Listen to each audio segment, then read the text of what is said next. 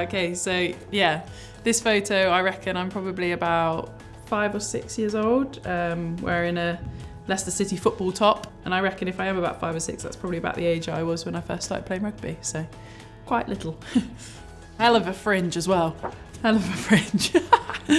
I played loads of sports growing up. I was involved in anything I could at school. Played a lot of football, netball, basketball, tennis. I was basically that kid that just wanted to do everything that I possibly could. Obviously rugby started taking over a little bit more once I was getting a bit older, but yeah, I played loads of sports. Okay, so this is at Lichfield. I played at Lichfield for probably nearly 10 years. I first went there when I was 17. They were the closest local Premiership club to play in, so I wanted to obviously play top flight rugby. Played there for, as I say, about 10 years until we obviously weren't able to stay in the Premiership anymore. So yeah, pretty sad day with Lichfield leaving the Premiership, but yeah, some pretty cool memories along the way. You see how muddy it is. Thank goodness for 4Gs nowadays, that's all I say. Yeah, I think this one's obviously pretty self-explanatory. Winning the World Cup in 2014. I mean, I think the faces tell their own story as to obviously how much that meant to us. It was been a dream for many of us to win a World Cup. Pretty cool that you're able to call yourself a world champion. You know, your family have been there throughout it all. You know, they were driving me around as a youngster to not just rugby, but all of the sporting things that I wanted to go on and do. Like the World Cups don't fall at good times. My dad's a farmer, so kind of falling in harvest time is never a good time of year for him and my family, but they were able to get the Eurostart over the morning of the final, watch us play, and then dash back afterwards to obviously get back to work, because unfortunately things on a farm never stop. So I know they were, yeah, we were all super proud. Had one big hug afterwards, and yeah, it was kind of for us all, definitely.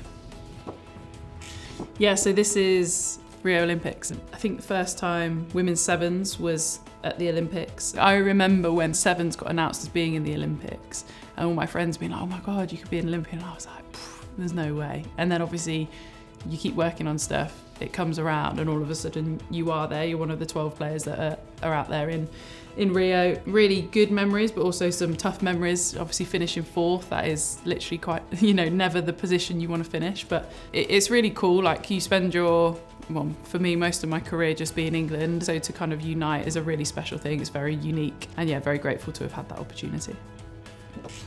Oh, yeah, so this is my 100th cap for England. It was at Welford Road, which is somewhere that I always loved going to watch the Leicester Tigers boys play at.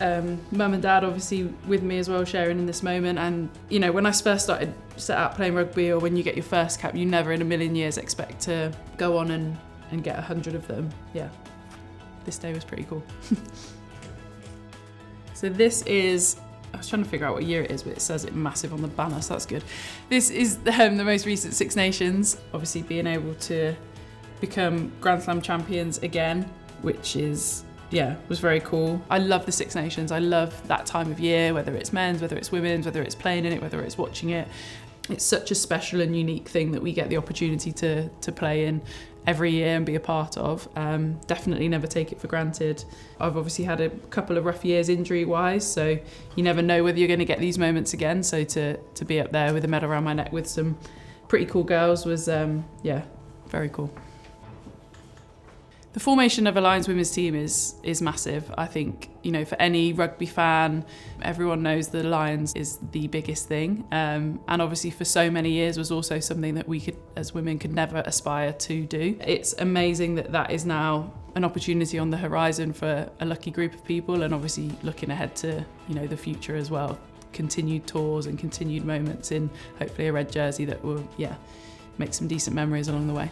I think a Lions tour to New Zealand in 2027 is really exciting. It's literally embedded in their culture playing rugby. So to be able to go down there as, you know, this amazingly traditional rugby side in the Lions and taking it to another amazingly traditional rugby side in New Zealand, I think is an awesome opportunity. Anytime you get to go to New Zealand and play rugby is very, very cool.